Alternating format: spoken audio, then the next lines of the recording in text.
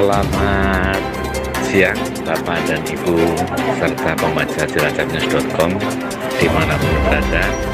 Saya ucapkan banyak terima kasih atas partisipasinya dan bantuannya yang selama ini diberikan kepada kami jelajahnews.com.